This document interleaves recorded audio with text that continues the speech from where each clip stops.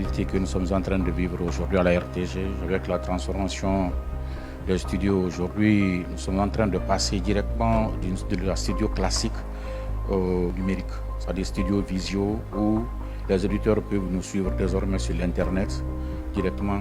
Les émissions en direct de la radio nationale. Je dirais que je suis très contente d'avoir le ministre Mourana comme ministre. Aujourd'hui, le projet qui se fait et qui se dessine pour amener la RTG à un niveau beaucoup plus élevé est en cours.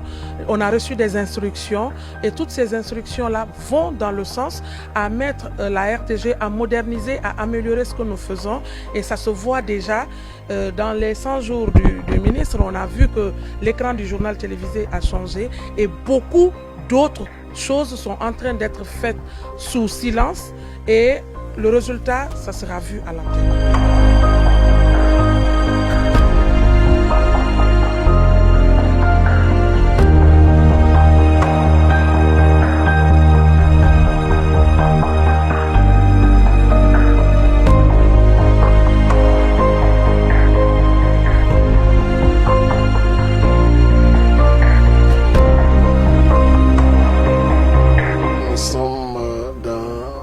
La transformation même du point de vue visuel de la RTG, vous l'avez constaté.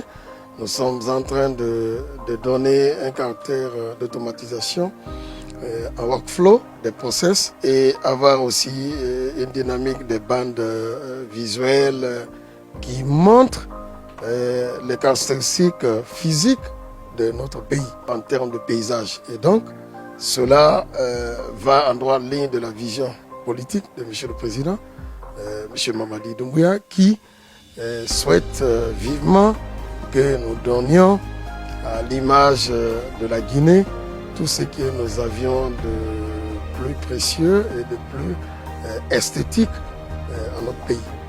Et je remercie l'ensemble des équipes techniques qui se mettent à la disposition pour un travail abouti, pour que les futures étapes puisse être l'aboutissement d'une radio-télévision guinéenne totalement relookée et totalement comparable aux autres radio-télévisions des pays voisins.